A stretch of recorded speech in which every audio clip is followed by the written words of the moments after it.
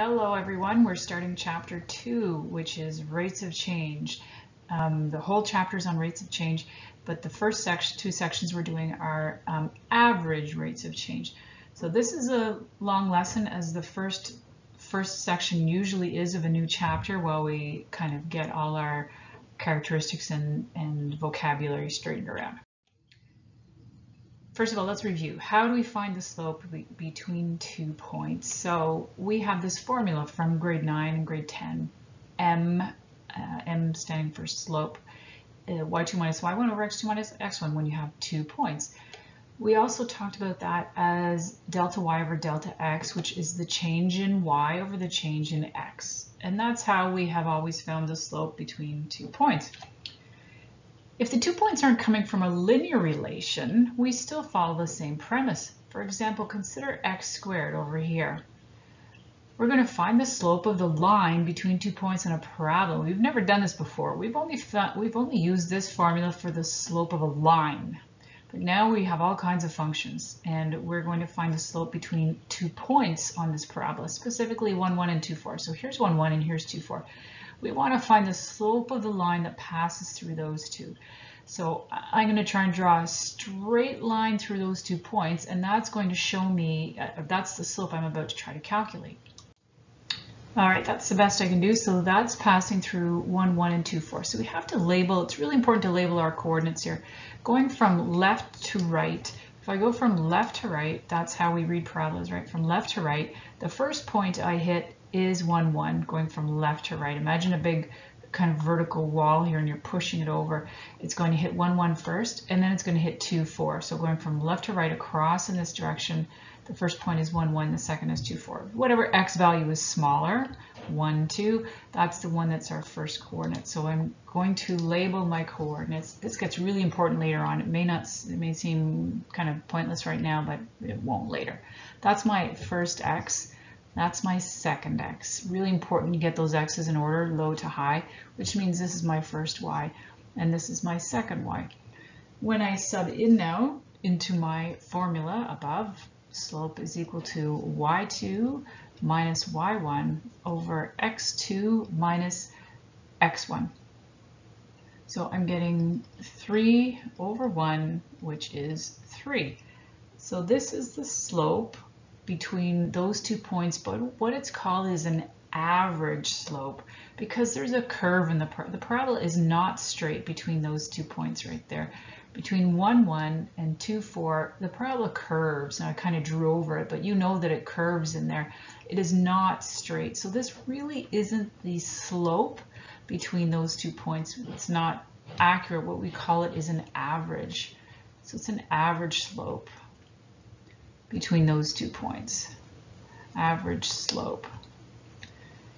So far this is the best we can do. We use our slope formula from grade 9. We pick 2 points on whatever function we're talking about, and between those 2 points we calculate the slope between them. But it's on average, because in between these 2 points we have a curve. We don't have a straight line. So that's the first part. Now, will this be the same as the slope between another pair of points? So let's think of 3, 9, and 4, 16. Would we get the same slope? I'm going to switch colors here. So 3, 9 is there, putting a green dot on 3, 9. And 4, 16 is way up here in the top. There's 4, 16. So if I drew a green line between these 2 points, do you think it would be exactly the same steepness as the dark blue line? So let's calculate the slope to find out. So remember, counting 1, 2, 3, 4, 5. 3 comes before 4. So 3 is x1, 4 is x2. So 9 is y1 and 16 is y2. Putting that into the slope formula, y2 minus y1 over x2 minus x1. So we get 16 minus 9 is 7 over 1. So that's 7. So look at the number we got before. We got 3 for the dark blue when we got 3. And here we have 7. So this one is definitely steeper.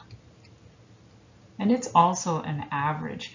This is an average slope between these 2 points right here. This is the average slope of the parabola between here and here. So if you drew a line here, of course it would be steeper than the blue line. It would be more vertical. And this shows that because we've got a 7/3, so 7 is a steeper line. We have a notation change. Determine the slope of a line. So this time we're going to do, I didn't set this question up the way the previous examples. This looks different. We're going to do the exact same math. We're going to use a slope formula, but we're using a different notation now. So here's our function, same function as before.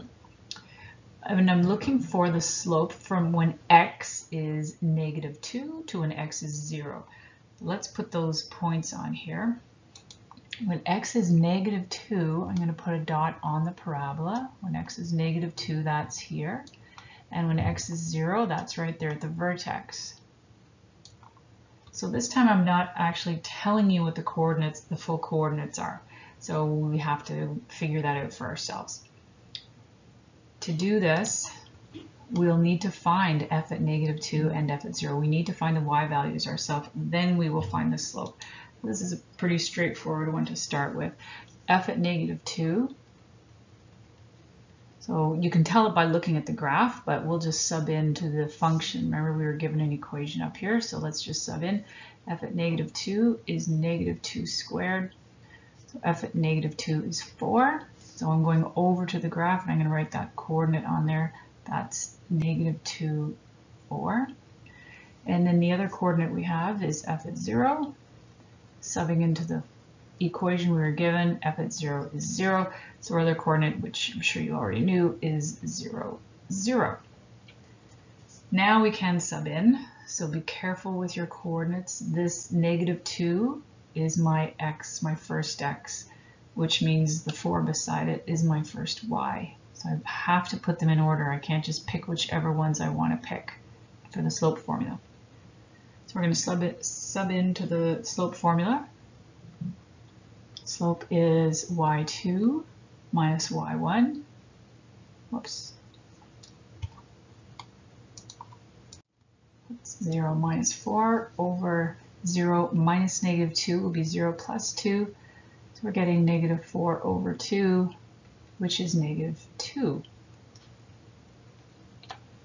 We have an improved formula here. So remember what we just found, this -2 is an average rate of change between those two purple points. It's on average, it's the slope between those points because we have a parabola and a parabola is curved.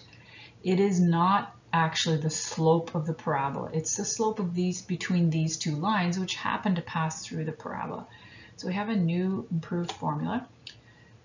Average rate of change. So this formula uses our function notation, but it's exactly the same as the slope formula.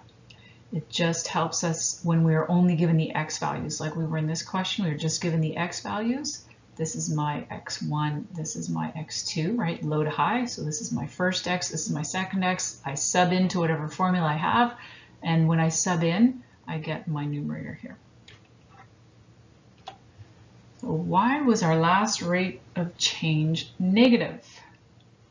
If I drew a line between these two purple dots here, right, I would get a slope of -2. That's our first negative one that we've done today. So why is it negative? It's negative because the parabola was decreasing. The parabola was going down. It turned at the turning point 0, 0, and then every slope after that would be positive. But because we were on a section of the parabola that was decreasing from left to right, the parabola was coming down, that's why we had a negative rate of change, a negative slope. So we've just got a few points here on the bottom of this slide. This, when you have any kind of function and you have a line passing through it twice, cutting through it, it's called a secant line. So this is called a secant line here. Write that on there for you, secant.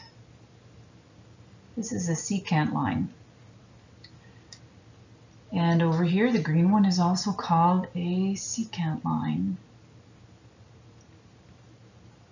So what we've been doing so far are secant lines. They're lines that pass through a function twice. The rate of change is always changing in a parabola. Every time we calculated the slope today, every one of these was different. We did not get the same rate of change all the time. It's always different, unless you happen to pick two symmetrical pairs of points. You're always going to get a different rate of change. Vocabulary, a secant line is a line that passes through any 2 points on a graph. So that's what we're dealing with this whole example, all these lessons, this whole lesson today. They're all secant lines. An average rate of change is the slope of a secant line. These are average rates of change here. What is the average rate of change of a linear function over any interval? So think of a line. The average rate of change of a linear function is going to be constant. You're going to get the same answer every time. So if you have a line, let me draw a sketch here. Oh, that should be straight. Let me put just a line on here. If we had a line, a straight line, the average rate of change, if I did the slope between a point here and a point here, we would get the same exact number as if I did a point down here and a point up here. So the average rate of change is going to be constant. The average rate of change is going to be the same for a line. You're always going to get the same answer every time. So the average rate of change will be the exact rate of change. It's not an average. It's going to be the exact rate of change for a line. It's called instantaneous. We'll talk about that later. Example 1. A serious environmental disaster can result when a supertanker filled with oil develops a leak and millions of liters of oil spread over the surface of the ocean, which is a terrible thing. And here's a supertanker here, and there's that oil leak. The area of oil in a particular spill is shown in the table below, assuming the ocean is calm and the oil spreads in a circular pattern, right? So this is mostly circular, but then we get some winds and some waves and things move around. But for this question, we're just going to assume it's a circular pattern. So we're calculating time in seconds and the area in square meters. Find out how the area of the spill changes over time by calculating the following average rates of change for each interval. So we're going to find out how the area is changing between 0 and 2 seconds, and then between 1 second and 5 seconds. How is this growing? How fast is it changing? How fast is it expanding? That's what we're calculating here.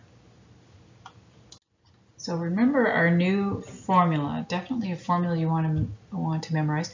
It's for the average rate of change. So I'm going to use AROC, the average rate of change, which means the slope. Average rate of change is equal to the function at x2, subtract the function at x1 over x2 minus x1.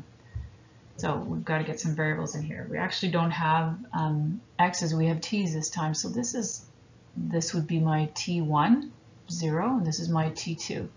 So let's just sub that part in there. We're looking for the function at 2, subtract the function at 0 over, I have x's, but we're using t's, of course, 2 minus 0. Okay, the function at 2. What is the function at 2? I have to go up to my table. There's at time 2, this, so I don't have an equation to sub in, I have a table. So there's my y value, 112.9. That's my y value at 2 seconds. What's my y value at 0 seconds? 0 seconds here is 0. And then my denominator is 2 minus 0, so that's a 2. So you get out your calculator here, you're doing 112.9 divided by 2, and you get 56.45. So what we have found is the average rate of change in the first 2 seconds. The average rate of change in the first 2 seconds is about 56.45, and we need units because this is a word problem. Meters squared per second. So I'm going to write a sentence here explaining this. You always have to, in these rates of change problem, you have to have a sentence because Otherwise, I don't know if you really understand the question. So there's got to be a sentence here. It's worth a full mark, that sentence. Let's look at this very important sentence here. So from time 0 to 2 seconds, that's what we were doing here. From 0 seconds to 2 seconds after the oil spill, there was an increase in spread. How did I know it was an increase? I guess kind of just by reading it and knowing that the oil is spilling, of course it's going to be increasing, but also this is positive. My rate of change is positive, which means an increase. So I know there was an increase in the oil spread on average. So for those 2 seconds, the average rate was 56.45 meters squared per second. On average, for those first 2 seconds, that was the rate at which this circular pattern is increasing. This sentence is very important. This sentence shows me that you really do understand what the number is that you just found here. So that's part A. Let's look at part B. We're same thing, but this time we're between 1 second and 5 seconds. 1 second and 5 seconds. Okay, so let's make sure we know which ones are x1 and which ones are x2 instead of x. So we've got t. So this is time 1 and this is time 2. Using our average rate of change, this is an average rate of change. Our average rate of change formula, f at, and I'll use the proper variables here, f at t2 minus f at t1 over t2 minus t1. So our function at time 2 is 5, minus our function at time 1, which is 1, over 5 minus 1. So we go over to the chart to look for f5. So the function at 5 seconds is 706.7. 706.7 minus the function at 1 second, that's 28.1. Over 5 minus 1 is 4.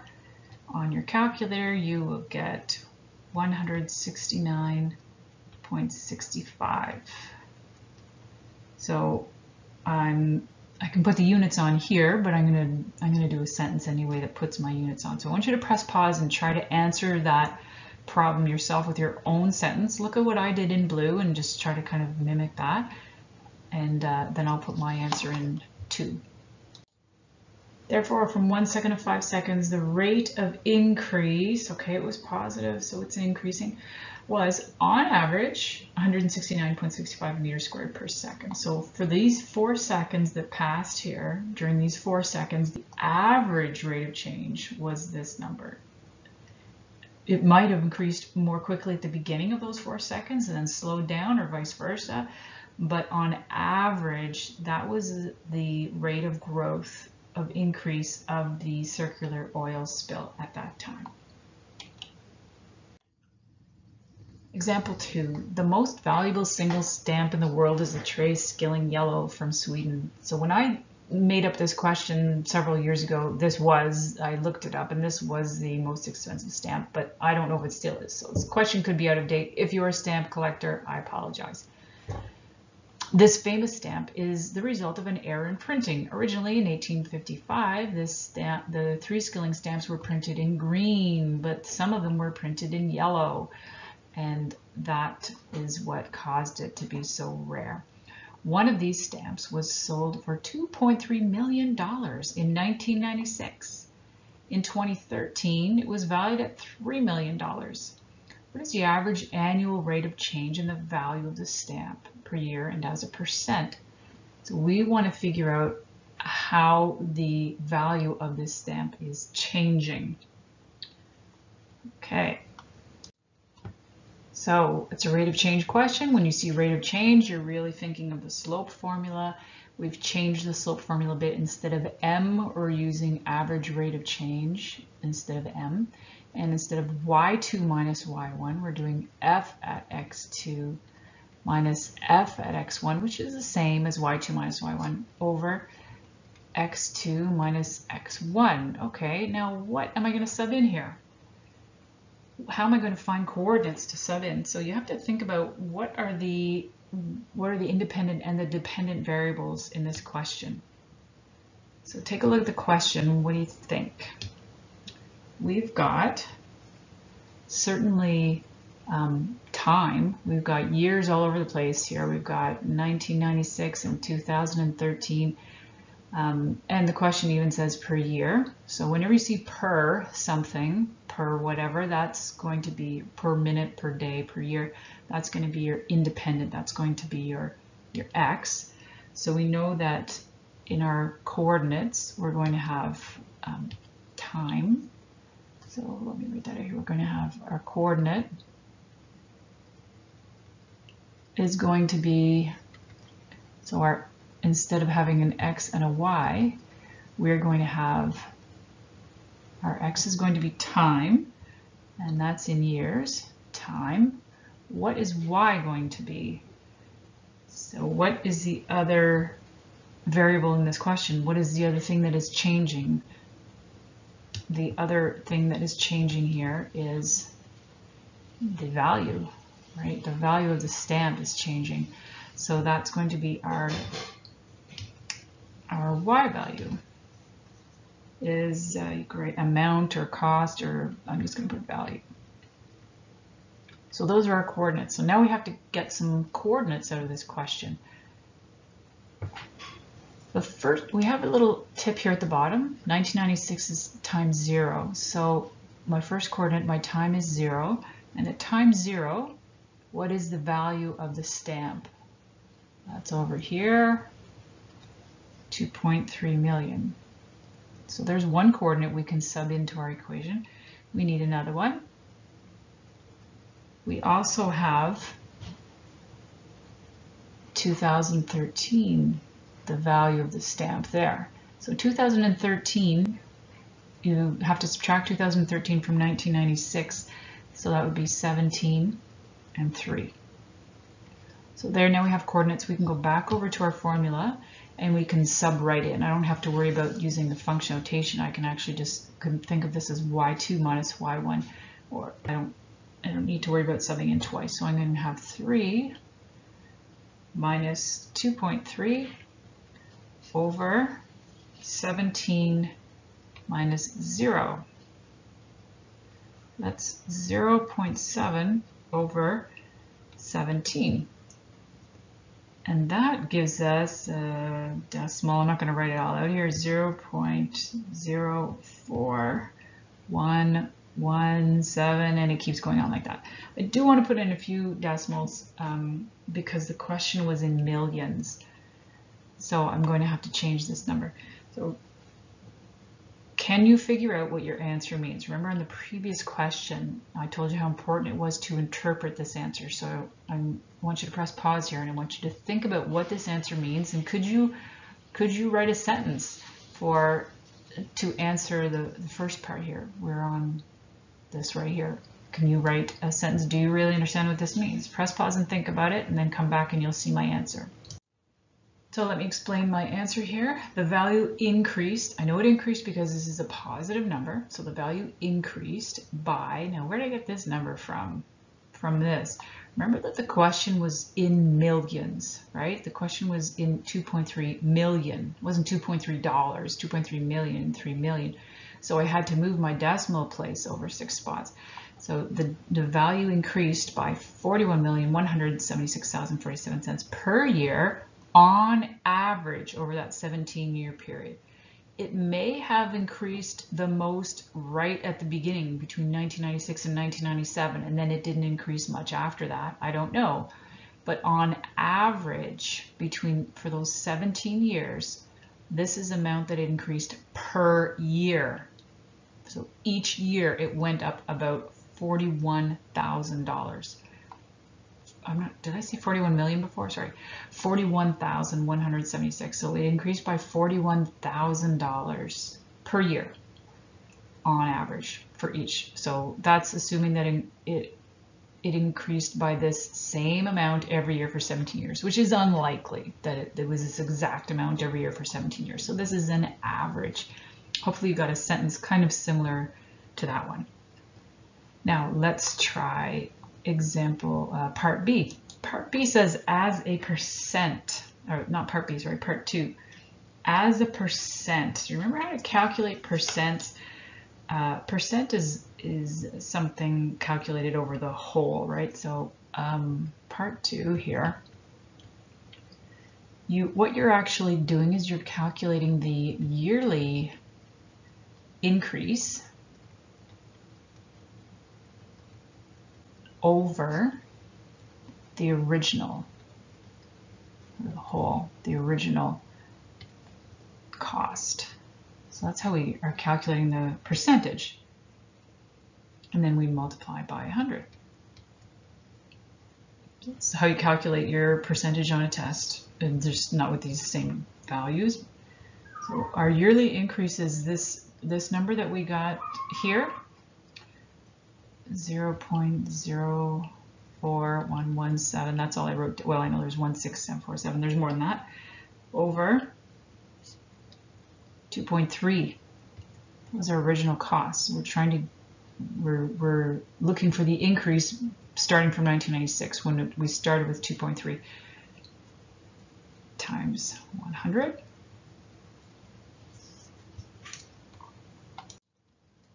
And we get, so you can put, if you haven't seen this before, a little dot over an equal sign means approximately. So it's approximate because I did some rounding over here. So this is definitely approximately.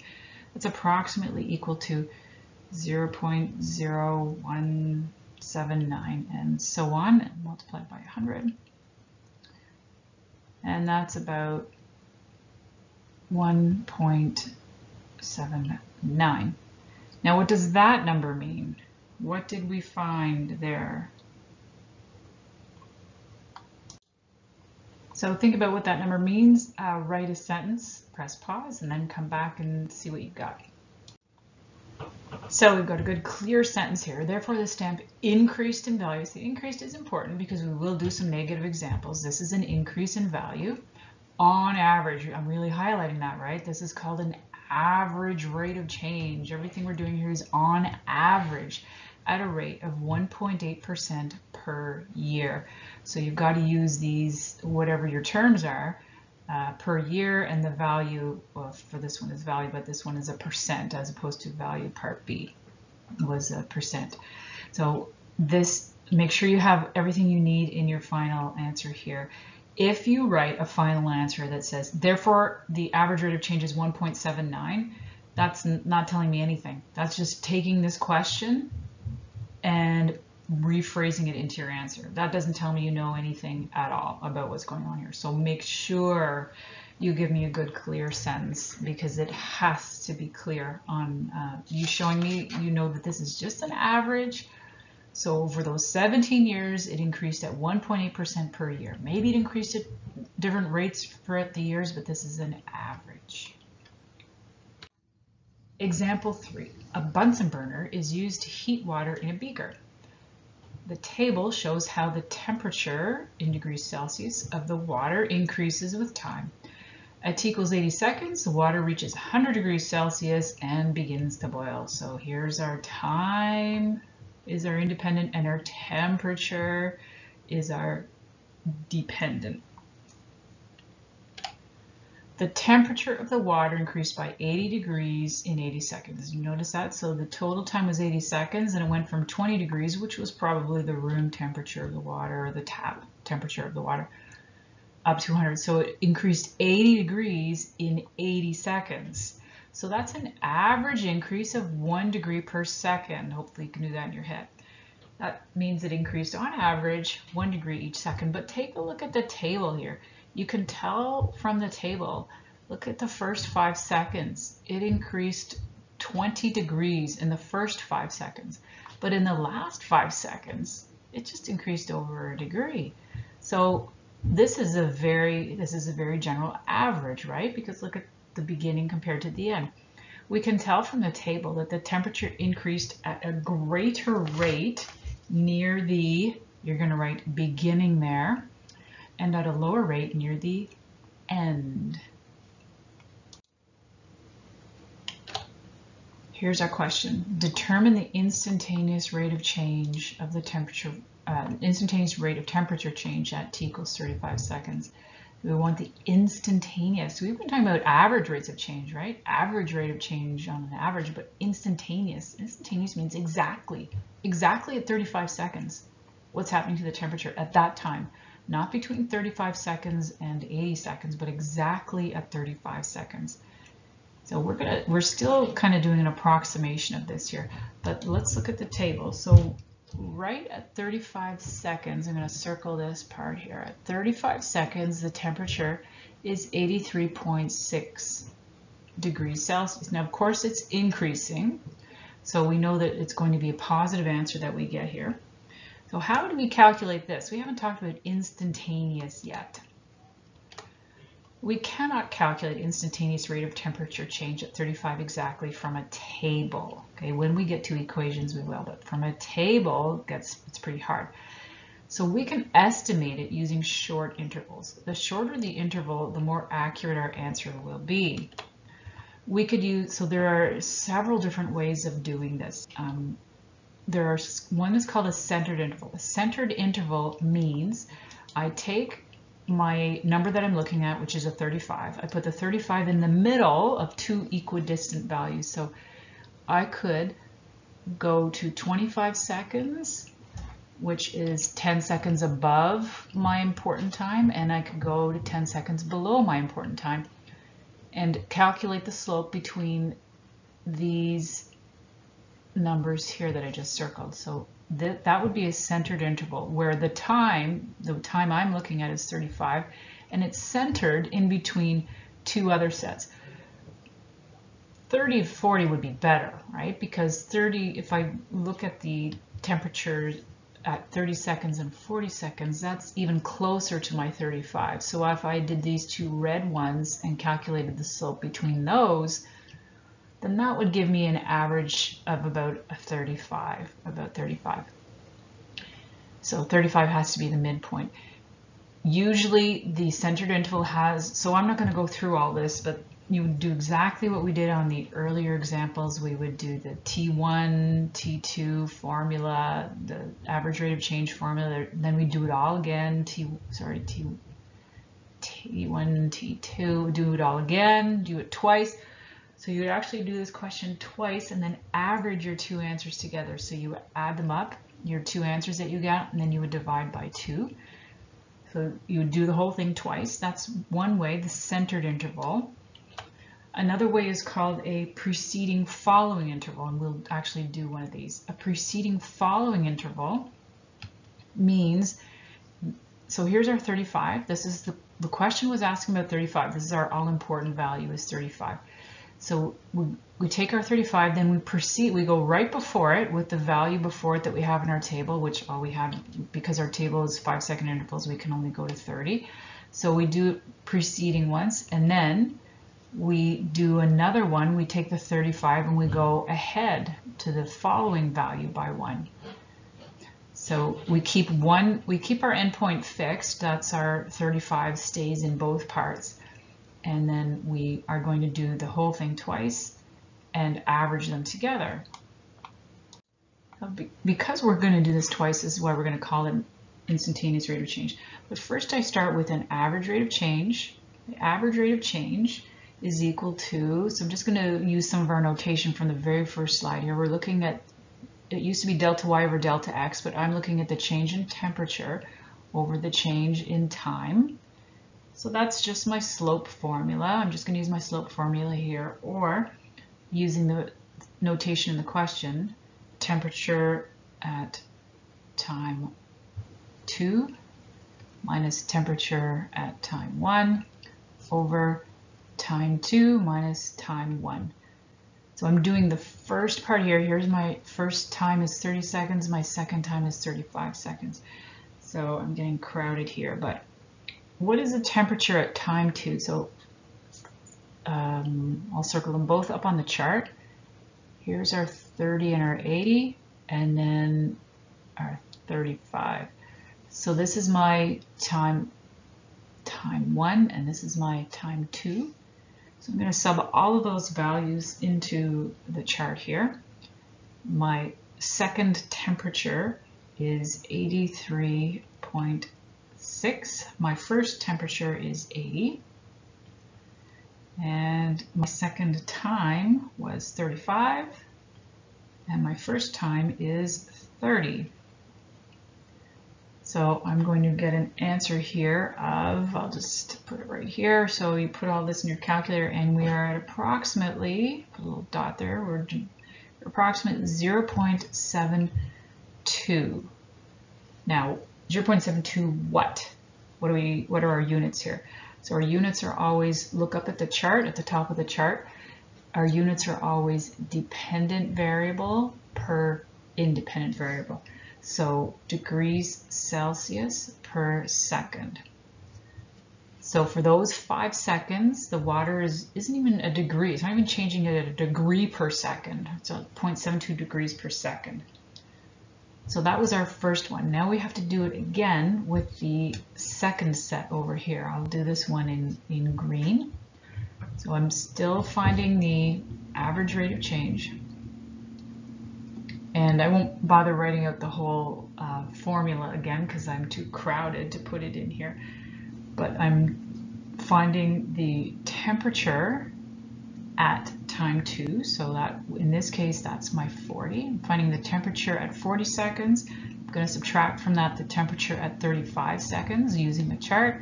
And then the denominator is just 40 minus 35. So going up to my chart now, I'm going to circle the 40. I need this one this time. Subbing this in, I have 86.7. Subtract 83.6. And that's all over 5. And that works out to be, I'll put it on the left here, that works out to be 0.62 degrees Celsius per second. But when we do a preceding or a centered interval, I'm just going to highlight these words here. When we do a centered interval or preceding interval, we have to average the two answers together. So we're going to have to add them and divide by 2. So let's do that next. That will give me, so I'm going to go from an average rate of change, now I'm going to go to an instantaneous rate of change. So now so I'll use I for that, instantaneous rate of change is equal to, I add my 2 together, so I got 0.72 the first time and 0.62 the second time.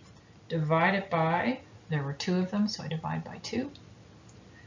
And that gives me about, these are all approximations because of the rounding. It gives me approximately 0.67. So I can put degrees Celsius per second. And I'm just going to answer the question now with a sentence. You go ahead and write your sentence down. Hopefully now you're getting the hang of it. You know what the question means, and put a sentence at the end. I put my answer up here because I didn't have much room. Therefore, the instantaneous rate of change of the water's temperature at 35 seconds, so instantly at 35 seconds, we are approximating it to be about 0.67 degrees Celsius per second. So this is what the question was asking.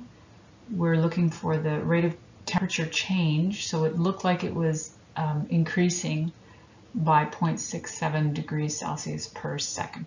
So that's the preceding and the following interval where we use our fixed value of 35, go before it, the fixed value go after it, and then we average the 2 together.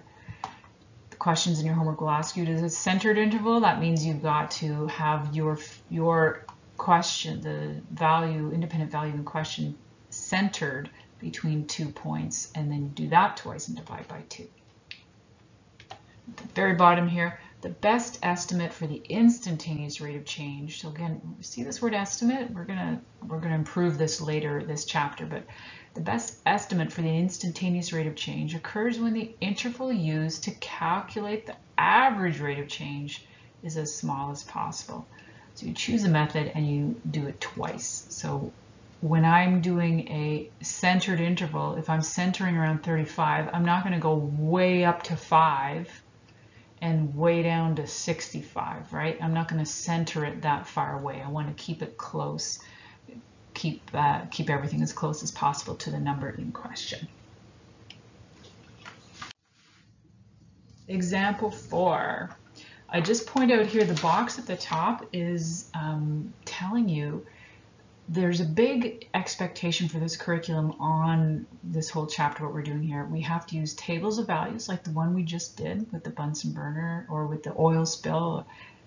We have to use equations. We haven't done that too much, but we're about to right here. We have to use graphs, all of these to get approximate instantaneous rates of change from real world applications by using average rates of change, right? So we use average rates of change, we do it twice, and then they become instantaneous. And then we reduce it. We try to make it as small as possible. If we're doing 35 seconds, we're staying close to 35 seconds when we're calculating this. So here we are at our last slide, example 4. The equation that expresses the temperature, so this is the same question actually as what we just did. The exact same question, I'm just giving you a formula this time. It's still 80 seconds. So we're looking at the temperature of the water as time progresses from 0 to 80 seconds. Estimate the instantaneous rate of increase in the temperature. It's even saying increase there. At 35, so same thing, 35 seconds. We're going to figure out our own intervals this time. Select a few intervals that can be used to provide a good approximation for 35 seconds. So what we're going to do here, this time, since we already did the preceding following, let's try the centered one right now. So we're going to try a centered interval. We're going to center it around 35. All right, try a centered interval. So we've got to center it around 35. So the 35 is going to be this t value here in the middle. We need on either side. So we don't have a table, so we're not constricted to numbers in a table. We can pick whatever numbers we want. So why don't we go really close with 1 second on either side. So we want to look at 34 seconds and 36 seconds. So this will center it around 35, but it will just be 1 second on either side. We don't have a chart to get the rest of our values from. Remember our formula, we need y values and x values. So let's go back to our average rate of change formula, our average rate of change. So I'm going to use the letters in the question here. Temperature at time 2, subtract temperature at time 1, over time 2, subtract time 1. So looking at our intervals here, this is my time 1 and this is my time 2. So let's sub that in. We're looking for a temperature at 36, subtract the temperature at 34 over 36 minus 34. Okay, now what? How do we get those T values, those temperature values? Temperature at 36. So I'm going to have to go up here to find the temperature at 36. I have to sub a 36 in here for T, sub a 36 in here, sub a 36 in here. So this is just substitution right now. I'm trying to find the temperature at 36 seconds. So I'm not going to show you all the work for this. I want you to calculate it yourself. I will write down the answer, but you're going to calculate the temperature at 36 and the temperature at 34, and then you're going to come back here and sub them in for these values.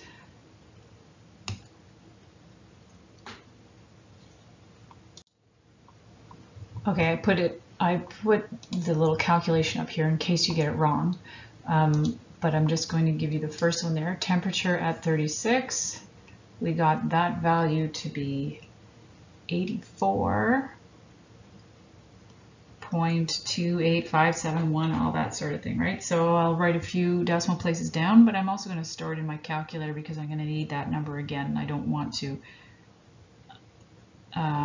round too soon. 28571 minus, now we've got to do it all over again.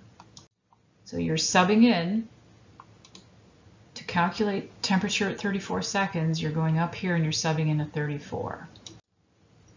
So I've got the final answer here. If you didn't get it right, check up here in the corners is where I showed my calculations. So what does this number mean? We've got an average rate of change. So this is an average rate of change in degrees Celsius per second of the temperature of the Bunsen burner at 35 seconds. So it's between 34 and 36 seconds. So in between this interval of time, 34 seconds and 36 seconds, on average, our temperature is increasing because it's positive. Now you might have a slightly different rounded answer than I do because we may have rounded differently. Don't worry about that. As long as your first 0.661 anyway should be similar to mine.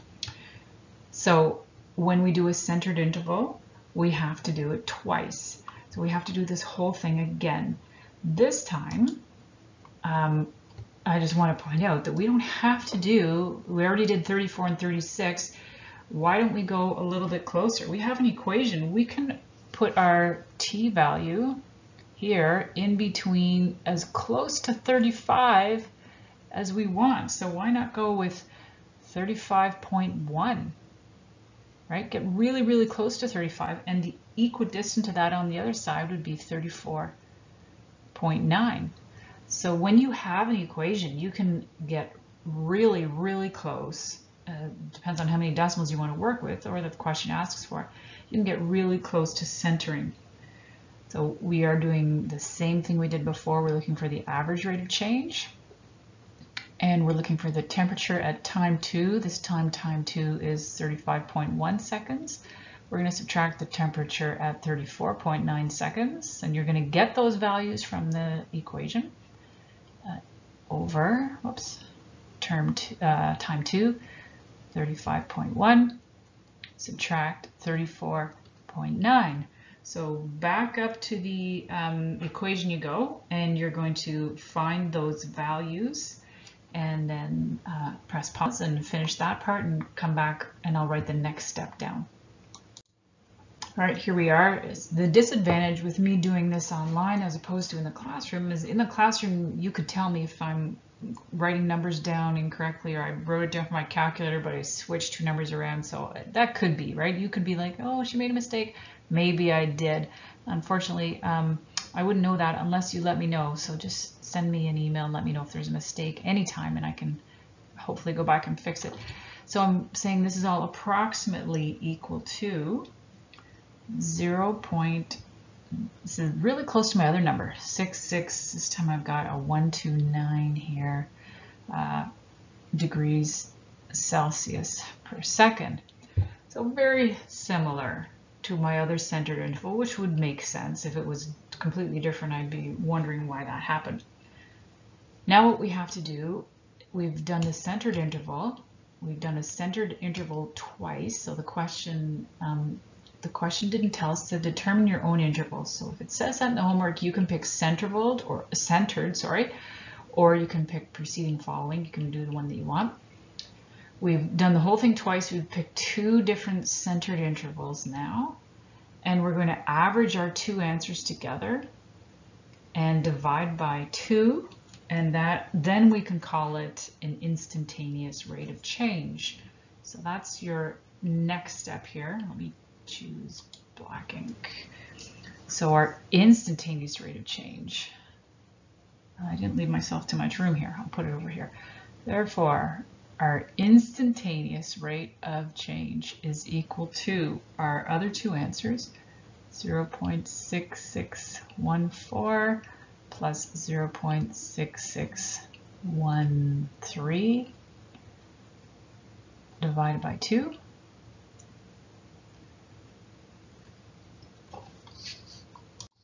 So yes, of course it's going to be 0.661 because that's all the same, 35. The question didn't say how many decimals to use, so that's why I'm just writing a lot in here. Oops, no underline there to be safe. A sentence, what have we got here? What do we have? Put that into a sentence. So the instantaneous rate of change of the water's temperature is approximately 0.66 degrees Celsius per second at 35 seconds. The question already said it was an increase, so I didn't put it in here, but you can say it's increasing. And that was really close to our example previous to this one where we had a table. In the table, I think we got 0.67 degrees Celsius. So this one would be more accurate than that one because we're using an equation, which means we can get really, really close to that 35, as close as we want to get. So that is all slope formula. Everything you did today is slope formula. That's all we were doing. Lots and lots of slope formula, doing it twice, averaging it together with an equation, with a table, with a graph sometimes. So we'll continue with this tomorrow because tomorrow our next lesson is also continuing with section 2.2. On your homework, you can just see your handout to do all the homework that you need to understand fully. Don't think to yourself, well, this is just slope. I can do slope in my sleep. It is more complicated, right? It's a little more complicated. We've got different notation here, different formula, kind of the different way of laying out the formula. So please practice so that you do make sure you understand, and every sentence needs to be really clear so that you do make sure you do understand what the rate of change is measuring. Okay, let me know if you have any questions.